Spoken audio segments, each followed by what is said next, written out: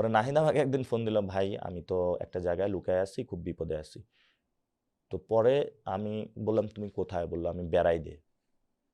তো বললাম আমি তো এটা চিনি না। বলল যে আপনি যে কোনো মূল্যে আমার কাছে আসেন। তো আমি ফোন ট্রেস করে এই লোকেশন ধরে যাচ্ছিলাম। আমি তো ওই দিন পল্টনে আন্দোলনের কারণে আমার জুতা হারিয়ে যায় আর কি। তো আমি খালি পায়ে ডিরেক্ট পল্টন থেকে এই রাস্তার অলিগলি পাস করে বেড়াইতে গিয়েছিলাম, এবং এই অলিগলিতে যতক্ষণ আসছি পুলিশের সাথে গোলাগুলি করতেছিল।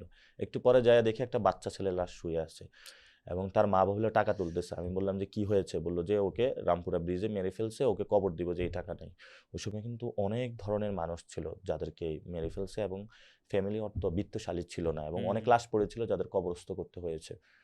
তো অনেক গোলাগুলি ছিল, অনেক গোলাগুলির মধ্যে দিয়ে আমি যাচ্ছিলাম আর আল্লাহ আল্লাহ করতেছিলাম। একটা গলি পাস করি, আর একটা গলিতে দেখি মানুষের সাথে পুলিশের সাথে মারামারি হচ্ছে। পরে ওইটা আমি যখন বেড়াদের কাছাকাছি পুষলাম, তো আমাকে বলল যে এইটাতে যাওয়া যাবে না, কারণ ওইদিকে যেই রামপুরা যে থানা আছে এটা হলো জনগণ জ্বালায়া দিছে, এখন পুলিশ খুবই অ্যাগ্রেসিভ, ওইদিকে যাইতে পারবো না। আমি ওই পাস করে কিন্তু ডিআইটি প্রজেক্টে বাঁশের সাঁকু হুম। আছে, হুম। এটা দিয়ে যাওয়া যায়। তো পরে আমি ওইখানে গেলাম, দেখি সাঁকু জ্বালায় দিছে, কারণ সাঁকু জ্বালায় দিছে মানুষ যাতে পুলিশ ওই পার পাশে যায় হতে না মানুষের পারে। উপরে অ্যাটাক হ্যাঁ। করতে না পারে। পরে আমি একটা বাঁশ নিলাম, ওইটা সাঁকুর উপরে রাখলাম, রেখে মাঝখানে যেটা জ্বালায় দিছে ওইটা দিয়ে ওই পাশে গেলাম। তারপরে একজন ছেলের সাথে আমার দেখা হলো, বললাম এই জায়গা আমার যেতে হবে। সে হুম। আমার সেই ১-২ কিলো অলি গলি দিয়ে মাঠ দিয়ে পানি দিয়ে হাঁটায় নিয়ে বেড়াইতে নিয়ে উপস্থিত করছে।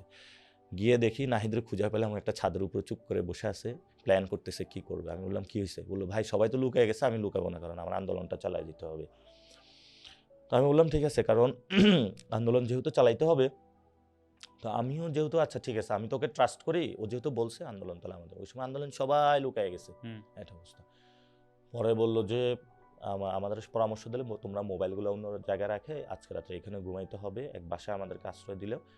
তো আমরা বললাম না, আমরা মোবাইল আমাদের কাছেই রাখবো। তো ওই রাত্রে কাদের একটা স্টেটমেন্ট দেয়, এগুলো নিয়ে অনেক কথা হয়, সার্জিস হাসানের সাথে যোগাযোগ হয়, ওদের মনে ওই সময় ডিবি নাকি ডিজিএফআই ধরে নিয়ে গিয়েছিল, ওরা খুব কমপ্লেক্সিটিতে ছিল, এগুলো অনেক হিস্ট্রি। আপনি তো ইয়াতে যান নাই, ডিবি পলিসি আপনাকে ধরে নিয়ে যেতে পারেনি। ওইটাই বলতেছি যে হুম। তারপরে কি হয়েছিল। তো রাতের বেলা আমি আর নাহিদ ঘুমাইছি, নাহিদ বলতেছে ভাই রাতে মনে হয় ধরে লেগে যাবে। আমি বললাম, আল্লাহ ভরসা, ধরে নিলে সমস্যা নেই, একসাথে চলে যাবো। তো আমরা দুজনে একসাথে ঘুমাইছি। হুম।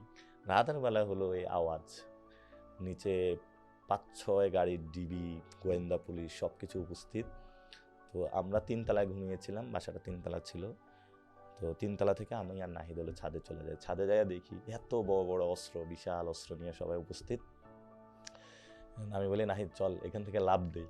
বলতেছে ভাই এখান থেকে লাফ দিলে তো হাত পা সব ভেঙে যাবে। আমি বলি ধরে নেওয়া হচ্ছে, তো হাত পা ভাঙে আন্দোলনটা চালায় নেওয়া যাবে। ও বলে ভাই আচ্ছা ঠিক আছে দেখতেছি। পরে একটা পর্যায়ে নাহিদ বলে ভাই আমি, ওরা তো খোঁজ পেয়ে আসছে, আমাকে তো নিবেই, এখন আপনি থাকেন আমি সামনে যাই।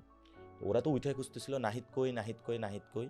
তো দরজাটা ছাদের এই জায়গায়, আর নাহিদ হলে এখানে গেছে। তো ওরা নাহিদকে বলে এই নাহিদকে পাইছি পাইছি পাইছি পাইছি, এই সন্ত্রাসীকে পাইছি, এটা বলে ওরে ধৈর্য কোলো করে হলো ওরা নামানো শুরু করছে। আপনি কোথায়? দরজার এই পাশে ওরা যখন নাহিদকে পাইছে, হ্যাঁ। ওরা এত উল্লাস করা শুরু করছে যে ওদের নির্দিষ্ট টার্গেট পেয়ে গেছে, আমাকে আর দেখে নাই। আমি তো আল্লাহ আল্লাহ বলে চুপ করে দরজার ওইখানে বসে আছি। আমি সারা রাত ওইখানে বসেছিলাম, যে বাসায় থেকেছি ওই বাসায় যায় দরজা ক্লিক করতেছি, ওরা আর দরজা খোলে না, ওরা আমার চিনেই না, আমার বলতেছে আপনি দ্রুত বের হন,